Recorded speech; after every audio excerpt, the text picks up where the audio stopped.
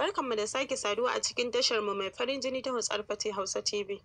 Ku danna mana subscribe sannan ku danna alamar ƙararrawa domin samun sababbin shirye-shiryenmu da zarar mun ɗaura. Zarra littafi na wanda Fauziya ta so Umma ta rubuta, ni Umma Arfa take kawo muku. A sanyaye Sadiku ya tsugunna gaban Malam Hussein ya ce, kada ka yi min haka, wallahi Malam wallahi idan ka hana ni Asma'u kamar ka datse min farin cikin rayuwa ne. Ka taimake ni ka bar ni da Asma'u na yi maka alƙawarin ba ta farin ciki fiye da wanda kake hango mata.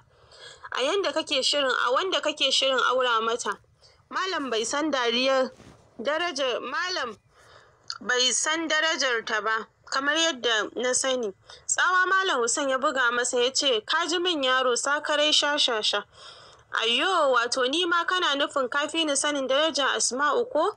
To ka ji in faɗa maka, da daraja ba, ko alƙabba ne, kai ƙarewar darajar Asma'u ba rabanka ba ce. Ke kuma munafuka na dawo kanki daga yau sai yau idan na ƙara ganin ki da wannan fakirin yaron mai riga ɗaya sai na saɓa miki, za ki shige gida ko sai na karya ƙafafunki. A guje Asma'u ta faɗa gida tana kuka inda ta ishe Inna tana sallah. Faɗawa ta yi saman gadon ƙarfen Inna. Malam Husaini ya biyo ta yana cewa, wato ni ake son a tozarta a garin nan a mayar da ni sakaran uba da bai isa da gidansa ba? Ko to wallahi ba a isa ba, dole ne na sa doka a bi. Ki Aminatu, kin raina ni ina faɗa da babban murya duk ranar da na ƙara ganin Ma'u da wani ba Asim ba. Sai na ci mutuncinki, wallahi sai kin gwammace baki san ni ba, domin ranar ne za ki gane ni ma namiji ne. Talauci ne ya sa ni zama wani wawa. Ya sa ni zama ma mace wawaye kawai. Tunda Asma ta ji wannan haɗin da mahaifinta ya shirya yi mata, ta shiga damuwa da tashin hankali. Abubuwa suka dagule mata, ta shiga tsananin damuwa. Abubuwa duk sun rikice mata. Ta kasa gane inda aka samu asalin barakar, sosai take cikin kunci. A ɓangaren Dr. Asim Shahid jinsa yake cikin walwala saboda ya sami yanda yake so. Mahaifin Asma'u sai ladabi yake masa, shi ma kuwa ya sakar masa kuɗi. Tunda ya fahimci kwaɗayi ne ɗabi'arsa. Tuni yasa aka fara gyara wa Malam Hussein gidansa tun ma kafin a gama daidaita tsakaninsa da 'yar tasa. Ita kuwa Inna tsalle ta yi ta dire ta ce ba da ita ba za a taɓa yaudarar Sadiku da ita ba. Yaron tun Asma'u bata san kanta ba yake yi mata wahala. Sai yanzu rana tsaka wani ya zo ya ɗaura mata ya ɗauki aure a bashi. Wannan ai rashin adalci ne. Sosai Asma'u ta goyi baya gurin Inna. Hakan ya ɗan kwantar mata da hankali kaɗan. Karatunta ta mayar da hankali tare da cin alwashi duk ranar da Dr. Asim ya kuskure ya zo ƙofar gidansu. Sai ta tata mishi rashin mutunci. Sati guda da zuwansu na farko tana kwance a ɗaki Inna abin duniya ya yi mata zafi. Ƙarfi da yaji yayan Midan ya hana Sadiku zuwa wurinta. Sai dai su haɗu da shi a bar tsatsin su tsaya su yi 'yar hirarsu. Babban tashin hankalin da yanda masoyinta ya rame ya yi duhu. Da sun haɗu sai ya fara yi mata magiyar kar ta yarda a raba su. A mafi yawan lokuta suna kuka suke rabuwa duk da cewa Asma'u bata gama gasgata maganar auren ba. Hakan ake ta gyaran gidansu, ita kuma tana ci gaba da zuwa makaranta har tsawon watanni 2. Sosai rayuwa ta fara canza a gidan Malam Husaini. Har buhun shinkafa yake ajiyewa, inda ita kuma a haukanta ta fara mantawa da aikin da ke tunkaro ta. Kwatsam ranar wata Alhamis sun dawo daga Tahfiz ita da Jidda ta biyo ta za ta karɓi wani textbook. Tun daga nesa ta hangi wasu manyan motoci alfarma a ƙofar gidansu guda 4. Haka nan gabanta ya yanke ya faɗi.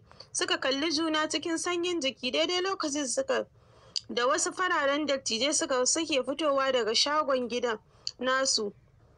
Ta zuban su ido tana son gane su amma ta kasa, sai ajiyar zuciya kawai da take saukewa. raba su ta wuce, su ɗin ma binta suke yi da kallo. Ita dai ko arzikin gaisuwa ba su samu ba, ta yi shigewar ta gidan.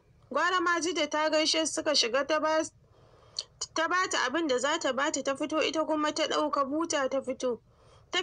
Mamaki ne ya cika ta ganin matan gidan nasu da yaransu Dijan galayanta na tsaye cirko-cirko.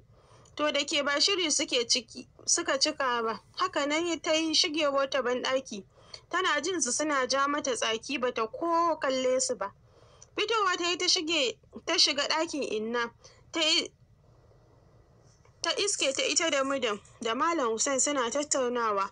Kallonta Malam Hussein ya ce, nemi guri ki zauna, duk na gama magana da 'yan uwanki. Ke ce kike so ki bani matsala, kuma ke ɗin ma baki isa ba. A gajiye ta nemi guri ta zauna, yayin Mudan ya zabga mata harara, ta sunkuyar da kanta. Malam ya ci gaba da cewa ɗazu iyayen Asim sun zo akan batun aurenki. Sun kawo kuɗin aure da sadaki, sannan sun nemi alfarma a yi bikin nan da wata 2. Da dai na ce wata 5 na so su yi min magana da Asim. Na so mun yi magana da Asim ɗin, ya ce min babu komai, zai ɗauki nauyin komai. Wannan ta sa na ga sauƙi ya zo, na amince. Ɗagowa ta yi da sauri, baffa Sadiqun fa. Ji ta an buga mata baki, ta ɗago da idanunta da ya kawo ruwa, take ta fara tsiyayar da hawaye. Mudan ya nuna ta da yatsa ya ce, shegiya mai ƙashin tsiya, arziki na kiran ki tsiya na cewa ni ce ki ce taƙi. Ana maganar arziki kina maganar talauci, uban mai Sadiqun zai ci bare ya baki, gare tsiya ga yayin wahala.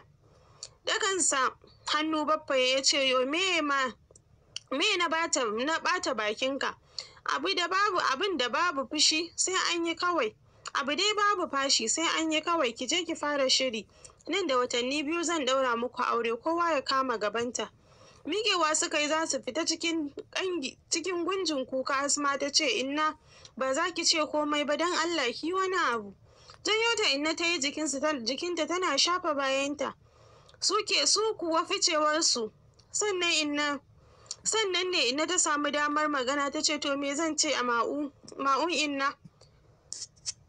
Kin ji irin ɗiban albarkar da malam ya yi min yau? Har yana cewa ni ce nake ziga kike yi masa biyayya. Asma, wannan lamarin son zuciya ne, sai dai kawai Allah ya saka wanda aka zalunta. Ki yi haƙuri, ki yi biyayya, insha Allah za ki ga ribar hakan a gaba. Kwantar da kanta ta yi a jikin inna, ta ce, wallahi inna ba don Allah Asim yake yin abin da yake yi ba. Akwai manufa a cikin lamarin ne inna. Kada ki bari son zuciyarsu baffa ya salwantar min da rayuwata. Rufe mata baki ta yi. Asma, ki yi haƙuri, kuma ki sa kyakkyawan niyya a ranki. Insha Allahu ribar abin za ki gani. Sosai inna ta rinƙa yi wa Asma nasiha, har dai ta daina kukan ta koma ta kwanta lamu akan gadon inna. Tana jin zafin abin da baffa ya yi mata, shi baya ma jiye mata wulakanci. Ranar ko ɗiban ruwan kasa zuwa ta yi saboda zazzabin da yake damunta. Washe gari Juma'a, duk da ba ta jin daɗin jikinta, haka ta shirya ta fita domin zuwa makaranta. Daga yanayin takunta, in dai ka santa za ka san akwai abin da yake damunta. Cikin sa'a tana zuwa gidan su Jidda ta iske ta shirya. Suka nufi makaranta a ƙafa. Suna tafe domin dukansu babu mai kuɗin mota. Suna tafe ne tafiya irin kurame. Babu mai ce wani abu. Sun ci rabin tafiyar suka ji mota a bayansu. Tana yin musu hon, ba su tsaya ba sai dai kaucewa da suka yi. Suka ba wa mai motar hanya. Zartawa ya tsaya tare da kashe motar, ya fito cikin shigar shi ta likitoci. Fuskarsa ɗauke da murmushi, shi ɗaya ya san ma'anarsa. Ya tako inda ta ja ta tsaya tana ƙare masa kallo. Ba ta yi aune ba, kawai sai ji ta ya sanya hannunsa ya ɗago fuskarta. Ya ɗaura bakinsa saman kuncinta, ya janye a hankali yana murmushi, ya ce, to ya kika gano salon wasan namu?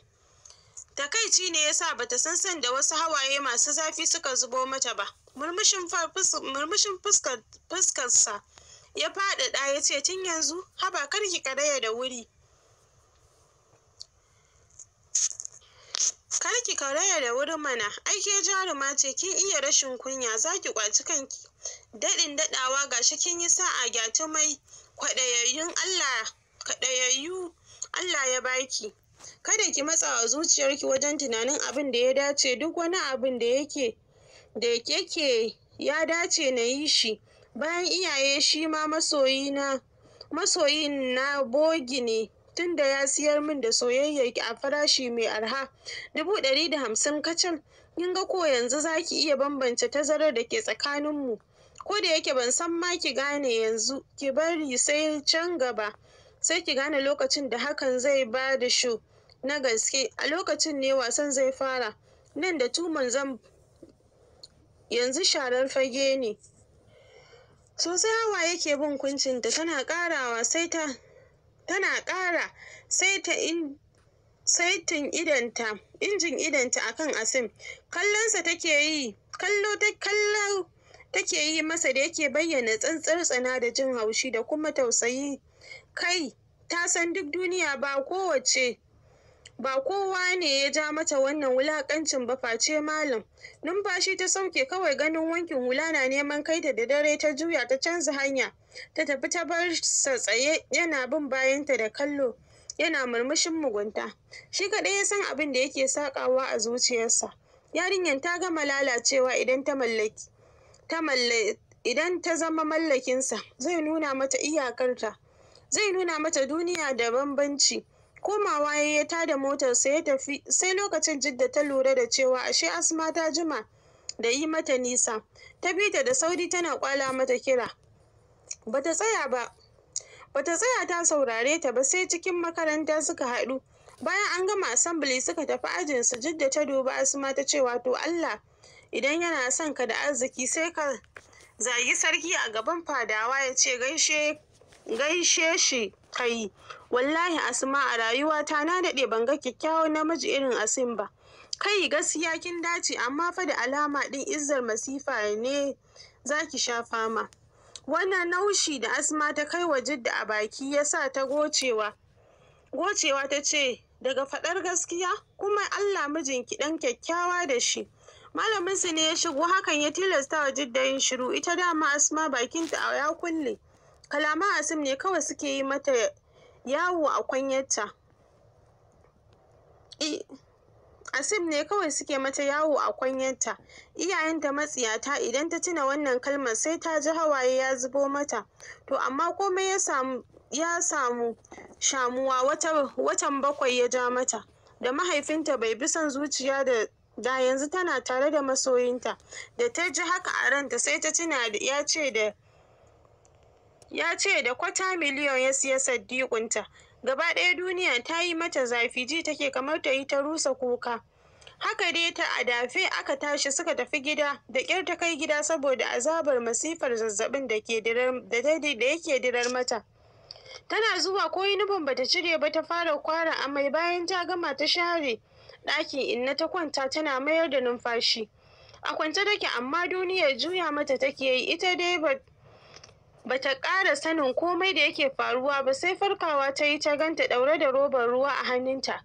Ta rinƙa bin ɗakin da kallo ɗaya bayan ɗaya, tana son tunano ko a ina take a haka. A hakan ta ji an turo ƙofar an shigo.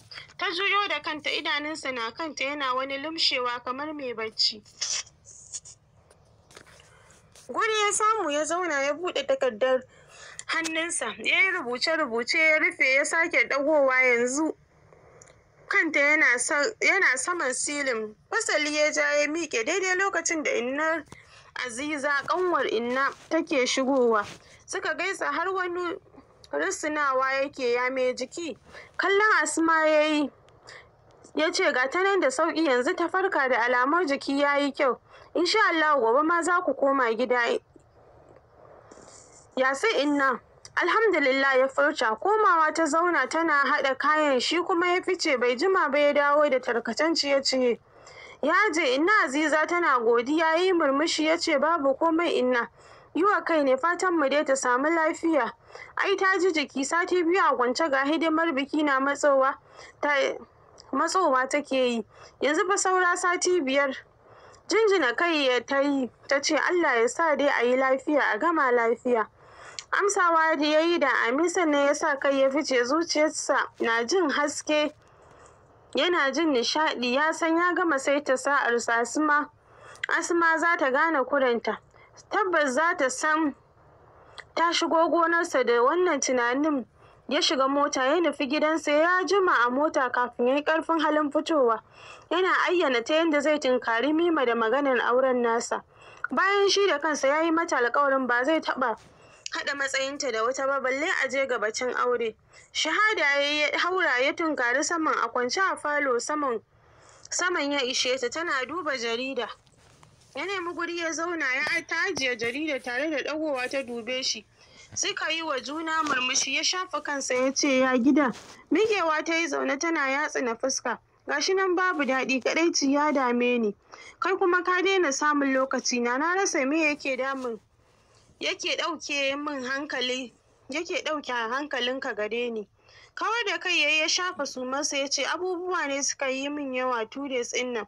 Ina son samun zama da ke, na kasa samun lokaci. Shiru ya ɗan ratsa na dogon lokaci, can ya ɗago ya ce, Maryam, aure zan yi. Wata zabura ta yi da sauri ta ce, to mai sauraron mu duka anan muka kawo ƙarshen shirin, sai kuma gobe idan Allah ya kai mu. Ni ce taku Umma Arfat.